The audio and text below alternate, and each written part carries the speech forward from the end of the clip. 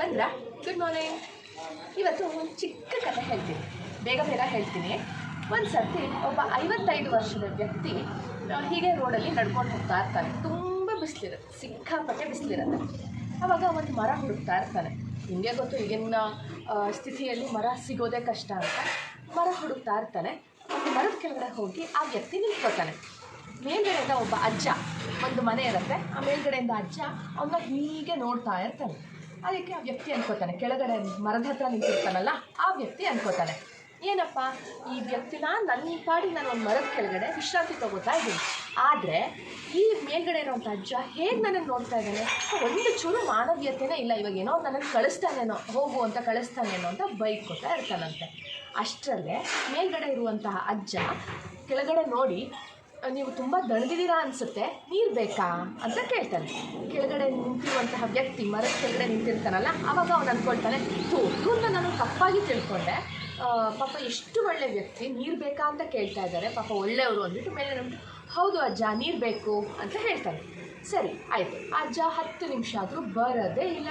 ಪುನಃ ಕೆಳಗಡೆ ಮರದ ಹತ್ರ ನಿಂತಿರೋ ವ್ಯಕ್ತಿ ಬೈಕೋತಾನೆ, ಏನಪ್ಪ ಸುಮ್ಮನೆ ನನ್ನ ಪಾಡಿಗೆ ನಾನು ಮರದ ಕೆಳಗಡೆ ನಿಂತಿದ್ದೆ, ಆದರೂ ಮೇಲ್ಗಡೆ ಬೇಕಾ ನೀರು ಬೇಕಾ ಅಂತ ಕೇಳಿಬಿಟ್ಟು ಬರೋದೇ ಇಲ್ಲ, ಸುಮ್ಮನೆ ಕಾಟಾಚಾರಕ್ಕೆ ಕೇಳ್ತಾರೆ ಅಂತ ಅಂದ್ಕೊಳ್ತಾನೆ. ನಂತರ ಹೊರಡೋಕ್ಕೆ ಸಿದ್ಧ ಆದಾಗ, ಆ ವ್ಯಕ್ತಿ ಹೊರಡೋಕ್ಕೆ ಸಿದ್ಧ ಆದಾಗ ಗೇಟ್ ಓಪನ್ ಆಗುತ್ತೆ. ಓಪನ್ ಆದಾಗ ಅಜ್ಜ ಬರ್ತಾನೆ, ಒಂದು ಲೋಟ ಇಟ್ಕೊಂಡು ಬರ್ತಾನೆ.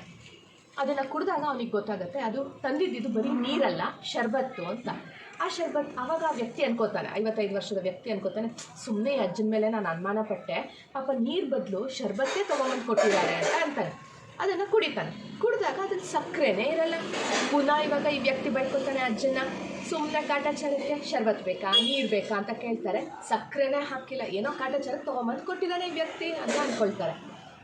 ಪುನಃ ಅಜ್ಜನ ಬೈಕೋತಾನೆ. ಆಗ ಅಜ್ಜ ಪುನಃ ಅಂತಾನೆ, ಅಯ್ಯೋ ನಿನಗೂ 55 ವರ್ಷ ಆಗಿದೆ ಅನಿಸುತ್ತಪ್ಪ, ನೋಡಿದ್ರೆ ಸ್ವಲ್ಪ ಏಜ್ ಆದಂಗೆ ಅನಿಸುತ್ತೆ, ನಿನಗೂ ಸಕ್ಕರೆ ಕಾಯಿಲೆ ಏನಾದರೂ ಇದ್ದರೆ ನಾನು ಆ ಲಿಂಬೆಹಣ್ಣು ಶರ್ಬತ್ತಿಗೆ ಸಕ್ಕರೆ ಹಾಕ್ಕೊಂಡು ಬಂದರೆ ತೊಂದರೆ ಆಗುತ್ತಲ್ಲ, ಬೇಕಿದ್ರೆ ಈ ಸಕ್ಕರೆ ನೀನು ಹಾಕೋ ಅಂತ ಹೇಳ್ಬಿಟ್ಟು ಎಕ್ಸ್ಟ್ರಾ ಸಕ್ಕರೆ ತಂದಿರ್ತಾನೆ. ಪುನಃ ಆ ವ್ಯಕ್ತಿ ಏನಂತಾನೆ, ಅಯ್ಯೋ ಈ ಅಜ್ಜನ ಬಗ್ಗೆ ನಾನು ತುಂಬಾ ಅನುಮಾನ ಪಡ್ತಾನೇ ಇದ್ದೀನಿ, ಆಗಿಂದ ಅನುಮಾನ ಪಡ್ತಾ ಇದ್ದೀನಿ, ಪಾಪ ಈ ಅಜ್ಜ ಎಷ್ಟು ಒಳ್ಳೆಯವನು, ನನ್ನ ಆರೋಗ್ಯದ ಬಗ್ಗೆ ಎಷ್ಟು ಕಾಳಜಿ ವಹಿಸ್ತಾನೆ ಅಂತ ಅಂದ್ಕೊಳ್ತಾನೆ. ಹೀಗೆ ಈ ಕತೆ ಇಷ್ಟೇ, ಕತೆ ಸಿಂಪಲ್. ಒಂದು ಸರ್ತಿ ಆ ಅಜ್ಜನ ಬೈಕೋತಾನೆ, ಒಂದು ಸರ್ತಿ ಅಜ್ಜನ ಹೊಗಳ್ತಾನೆ. ನಾವು ಕಾಮನ್ ಆಗು ಇಷ್ಟೇ, ಒಬ್ಬೊಬ್ಬರನ್ನ ನಾವು ಒಂದೊಂದ್ಸತಿ ಬೈಕೋತೀವಿ, ಒಂದೊಂದ್ಸತಿ ಹೊಗಳ್ತಾ ಇರ್ತೀವಿ. ನಮಗೆ ಅನುಕೂಲ ಬೇಕಾದಾಗ, ಅನುಕೂಲ ಒಬ್ಬ ವ್ಯಕ್ತಿ ಮಾಡ್ತಿದ್ದಾನೆ ಅಂತ ಹೇಳಿದಾಗ ಹೊಗಳ್ತೀವಿ. ಅದೇ ಸ್ವಲ್ಪ ಡಿಲೇ ಆಗ್ತಾಯಿದೆ, ಆ ವ್ಯಕ್ತಿ ನಮ್ಮನ್ನು ನೋಡ್ತಾ ಇಲ್ಲ, ಮಾತಾಡಿಸ್ತಿಲ್ಲ ಅಂತ ಬೈಕೋತೀವಿ. ಈ ಕಥೆಯಿಂದ ಏನು ಅರ್ಥ ಆಗುತ್ತೆ ಅಂತ ಹೇಳಿದ್ರೆ, ನಾವು ಒಬ್ಬರನ್ನ ಜಡ್ಜ್ ಮಾಡಬಾರ್ದು, ಒಂದು ವ್ಯಕ್ತಿನ ನಾವು ತರ್ಕ ಮಾಡೋಕ್ಕೆ ಹೋಗಬಾರ್ದು. ಆಮೇಲೆ ಒಂದು ಗಾದೆ ಇರಬೇಕು, ಪ್ರತ್ಯಕ್ಷ ಕಂಡ್ರು ಪ್ರಮಾಣಿಸಿ ನೋಡು ಅನ್ನೋ ಒಂದು ಗಾದೆ ಇದೆ.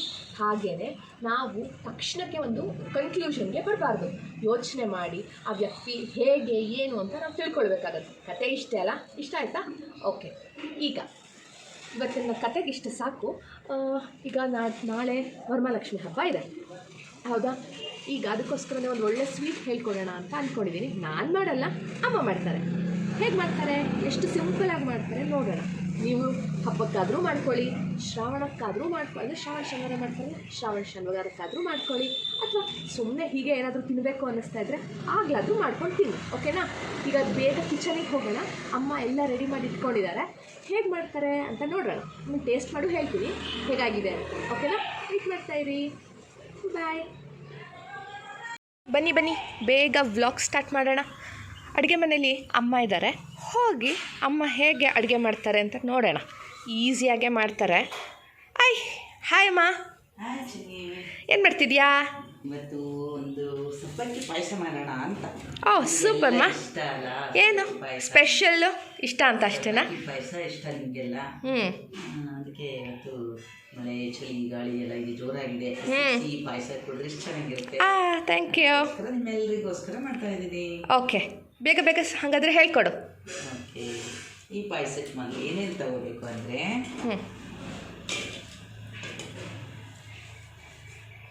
ಒಂದು ಕಾಫಿ ಲೋಟದಲ್ಲಿ 4 ಗಂಟೆಗಳ ಮುಂಚೆ ಸಬ್ಬಕ್ಕಿಯನ್ನು ನೆನೆಸಿಟ್ಕೋಬೇಕು.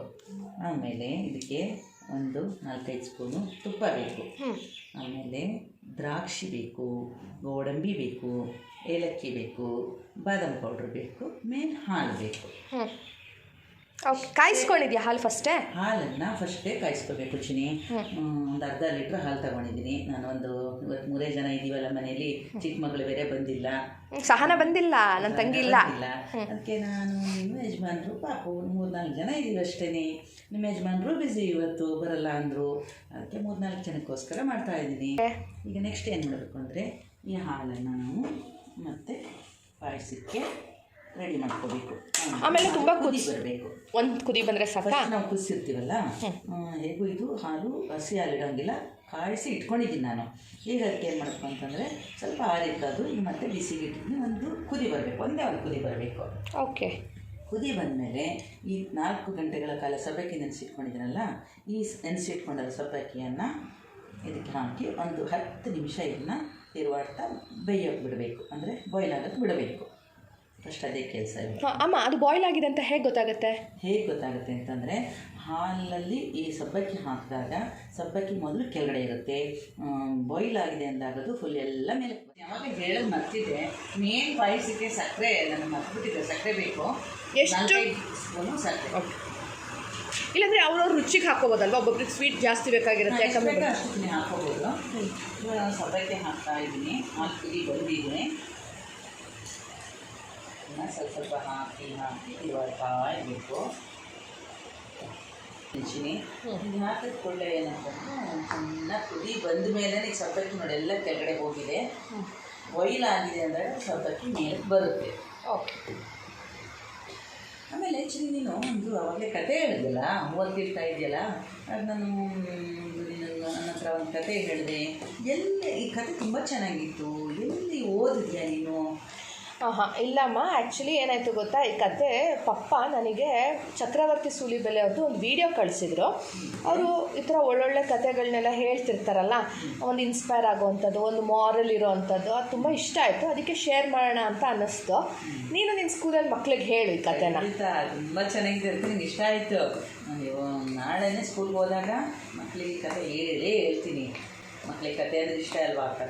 ಇಷ್ಟ ಅವ್ರಿಗೆ, ಅದಕ್ಕೆ ಕತೆ ಹೇಳೀನಿ ಸ್ವಲ್ಪ ಹೇಳ್ತಿರ್ತಾರೆ. ನಾಳೆನೇ ನೋಡಿ ನಮ್ಮ ಮಗಳು ಹೇಳ್ಕೊಟ್ಟಿದ್ದಲ್ಲಿ ಕತೆ ಕೇಳಿಸ್ಕೊಳ್ಳಿ ಅಂತ ಹೇಳ್ಕೊಡ್ಲಿ, ಬಾಯ್ಲ್ ಮಾಡ್ಕೊಳ್ಳೋಣ. ಅದಾಗಿದೆ ಅಲ್ಲ, ಹುರಿದು ಇಟ್ಕೊಂಡಿದ್ಯಾ? ನಾನು ಸ್ವಲ್ಪ ಹುರಿದು ಇಟ್ಟಿದ್ದೀನಿ. ಇದು ಲಾಸ್ಟ್ಗೆ ಹಾಕೋದಲ್ವಾ, ಇನ್ನೊಂದ್ಸರಿ ಲಾಸ್ಟ್ಗೆ ಹಾಕೋಣ. ಹೇಗೂ ನಾನು ಹುರಿದು ಇಟ್ಕೊಂಡಿದ್ದೀನಿ.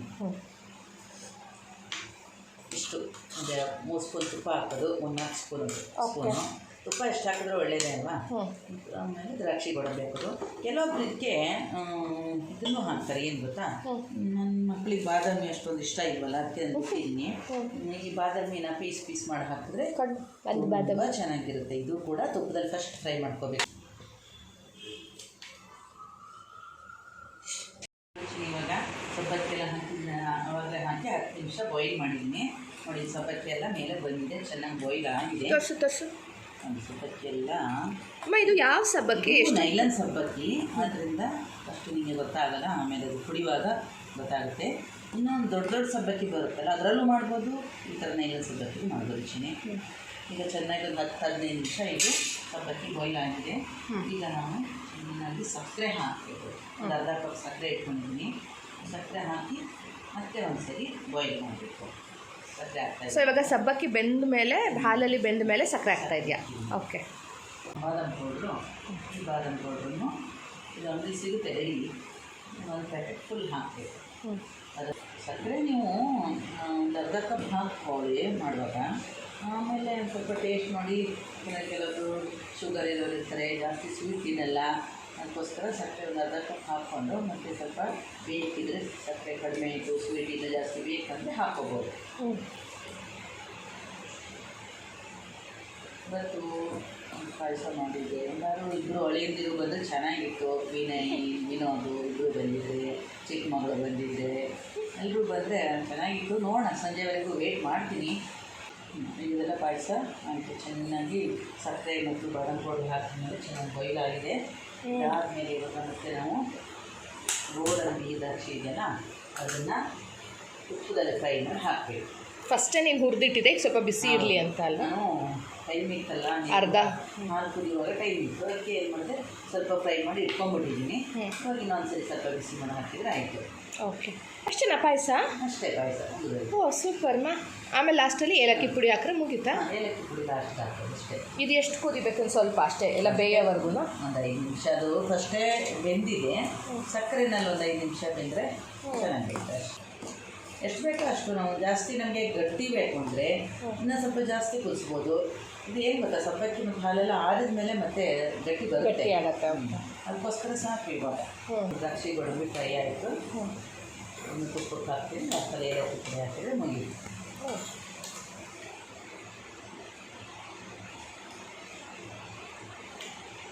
ತುಪ್ಪ ಹಂಗಾದ್ರೆ ಬೇಕಾಗಿದ್ದು ಬರೀ ಗೋಡಂಬಿ ದ್ರಾಕ್ಷಿ ಹುರ್ಕೊಳ್ಳೋಕ್ಕಷ್ಟೇ. ಅಷ್ಟೇ ಅಷ್ಟೇ. ಅದರಲ್ಲಿ ಎಷ್ಟೊಂದು ಜನ ಸಬ್ಬಕ್ಕಿ ಪಾಯಸ ಯಾಕೆ ಫೇಲ್ ಆಗುತ್ತೆ ಅಂದರೆ, ಕೆಲವೊಬ್ಬರು ಡೈರೆಕ್ಟಾಗಿ ತುಪ್ಪದಲ್ಲಿ ಸಬ್ಬಕ್ಕಿ ಹುರ್ಕೊಂಡ್ಬಿಡ್ತಾರೆ. ಅದು ಪಾಯಸ ಮಾಡೋದು ಹಾಗೇನೆ ಆ್ಯಕ್ಚುಲಿ. ಆದರೆ ಈ ಸಬ್ಬಕ್ಕಿ ಮತ್ತು ಆ ಥರ ಮಾಡಿದ್ರೆ ಹಾಲಿಗೆ ಹಾಕಿದ್ಮೇಲೆ ಎಲ್ಲನೂ ಕರ್ಗೋಗ್ಬಿಡುತ್ತೆ. ಈಗ ಏನು 4 ಅವರ್ ಇಲ್ಲ 2 ಅವರ್ ಆದರೂ ಸಬ್ಬಕ್ಕಿ ನೆನೆಸ್ಕೋಬೇಕು. ಅದು ನೈಲಾನ್ ಸಬ್ಬಕ್ಕಿ ಹಾಕಿದ್ರೇ ಬಿಡಿ ಬಿಡಿ ಬರುತ್ತೆ. ಅದು ಯಾವುದಾದ್ರೂ ಹಾಗೇನಾ? ಗುಳ್ಳೆ ಗುಳ್ಳೆ ಥರ ಮಕ್ಕಳಿಗೆ ಇಷ್ಟ ಆಗೋ ಥರ ಬರುತ್ತೆ. 2 ಸಬ್ಬಕ್ಕಿ ಚೆನ್ನಾಗೇ ಇರುತ್ತೆ, 2ರಲ್ಲೂ ಮಾಡ್ಬೋದು. ಈಗ ನೋಡಿದ್ದು ಚಿಕ್ಕ ವಯಸ್ಸಲ್ಲಿ ನಾವು ಅಂತಿದ್ದು ಗುಳ್ಳೆ ಗುಳ್ಳೆ ಪಾಯಸ ಅಲ್ಲ ಸರಿ ಮಕ್ಕಳು, ಅದು ನೀವು ಹೇಳ್ತಾ ಇದ್ವಿ ಗುಳ್ಳೆ ಗುಳ್ಳೆ ಪಾಯಸ ಅಂತ ಇದ್ವಿ.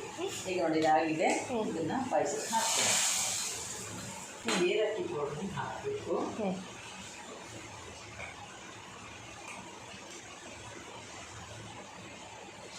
ಒಂದು ಅರ್ಧ ಸ್ಪೂನ್ ಅಷ್ಟು. ಅರ್ಧ ಸ್ಪೂನ್ ಅಷ್ಟು.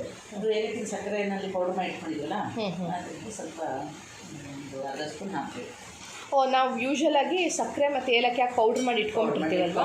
ಯಾವುದೇ ಸ್ವೀಟ್ ಇದ್ದರೂ ಹಾಕೋಬೋದು. ನೋಡಿ ಇದು ಕರೆಕ್ಟಾಗಿ ಆಗಿದೆ. ಇವಾಗ ಇದೇನಾಗಿದೆ ಅಂದರೆ ಸ್ವಲ್ಪ ಆರಬೇಕು. ಆರಿದ ಮೇಲೆ ನಿನಗೆ ಇದೆಲ್ಲ ಗೋಡಂಬಿ ಗೊತ್ತಾಗುತ್ತೆ, ಮತ್ತು ಗಟ್ಟಿನೂ ಆಗುತ್ತಲ್ಲ? ಗಟ್ಟಿ ಆಗುತ್ತೆ. ಸ್ವಲ್ಪ ಆರಲಿ. ಇದು ಆರಿದ್ಮೇಲೆ ಸರ್ವ್ ಮಾಡ್ತೀನಿ. ಓಕೆ ಮಾ, ಥ್ಯಾಂಕ್ ಯು ಮಾ. ಇನ್ನೊಂದು ಸತಿ ವೆದರ್ ಎಷ್ಟು ಬ್ಯೂಟಿಫುಲ್ ಆಗಿದೆ ಗೊತ್ತಾ?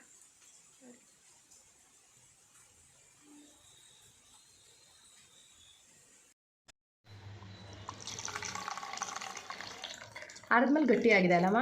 ಹೌದಮ್ಮ, ಇವಾಗ ಅದು ಆರಿದ್ಮೇಲೆ ಗಟ್ಟಿಯಾಗಿದೆ. ಹಾಲು ಮತ್ತು ಸಬ್ಬಕ್ಕಿ ಎಲ್ಲ ಹಾಕಿದಾಗ ಫಸ್ಟ್ ತಿಳು ಅನಿಸುತ್ತೆ. ಹಾಂ, ಗಟ್ಟಿಯಾಗಿದೆ ಅಲ್ಲ? ಇವಾಗ ಗಟ್ಟಿಯಾಗಿದೆ ಅಮ್ಮ. ಕೊಡು ಕೊಡು ಕೊಡು, ಬೇಗ ಟೇಸ್ಟ್ ಮಾಡೋಣ. ಏನು ಗೊತ್ತಾ ಚಿನಿ, ಪಾಯಸ ಅವ್ರವ್ರಿಗೆ ಇಷ್ಟ ಆದಂಗೆ. ನಮ್ಮನೇಲಿ ಎಲ್ಲರೂ ನೀವೆಲ್ಲ ಏನು ಮಾಡ್ತೀರಾ, ತಿಳು ಇರಬೇಕು ಅಂತ ಇಷ್ಟಪಡ್ತೀರಾ. ಮತ್ತು ನಾನು ಸ್ವಲ್ಪ ಹಾಲು ಜಾಸ್ತಿ ಹಾಕಿದ್ದೀನಿ. ಕೆಲವೊಬ್ಬರಿಗೆ ಗಟ್ಟಿ ಬೇಕು ಅಂದರೆ ಹಾಲಿಗೆ ಜಾಸ್ತಿ ನೀರಾಗಿ ಕಾಯಿಸಬಾರ್ದು. ಆಮೇಲೆ ಸಬ್ಬಕ್ಕಿನೇನು ಸ್ವಲ್ಪ ಜಾಸ್ತಿ ಹಾಕ್ಕೊಂಡ್ರೆ ತುಂಬ ಗಟ್ಟಿ ಬರುತ್ತೆ. ಇದು ಕುಡಿಯೋಕ್ಕೆ ಎಷ್ಟು ಮೀಡಿಯಮ್ ಆಗಿದ್ರೆ ಚೆನ್ನಾಗಿರುತ್ತೆ. ಓಕೆ, ಟೇಸ್ಟ್ ಮಾಡೋಣ. ಈಗ ಕೊಡ್ತಿದ್ದೀನಿ, ಟೇಸ್ಟ್ ಮಾಡಿ ಹೇಳು ಹೇಗಿದೆ ಅಂತ.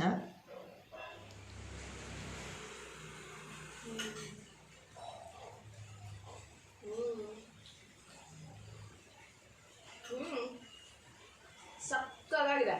ಹೌದಾ ಚಿನಿ? ತುಂಬ ಚೆನ್ನಾಗಿ ಬಂದಿದೆ ಅಮ್ಮ. ಓಕೆ, ತುಂಬ ಚೆನ್ನಾಗಿದೆ. ನಾನು ಆಮೇಲೆ ತಿಂತೀನಿ. ಆಮೇಲೆ ಅಂದರೆ ಈ ವಿಡಿಯೋ ಮುಗಿಸ್ಕೊಂಡು ತಿಂತೀನಿ.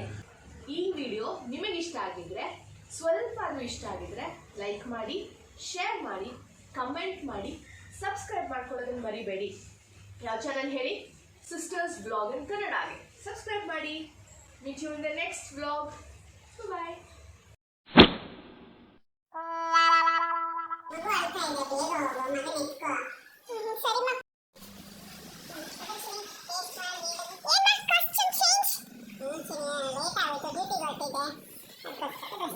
ಯಾವ ಚಾನಲ್ ಹೇಳಿ? ಸಿಸ್ಟರ್ಸ್ ಬ್ಲಾಗ್ ಇನ್ ಕನ್ನಡಗೆ ಸಬ್ಸ್ಕ್ರೈಬ್ ಮಾಡಿ.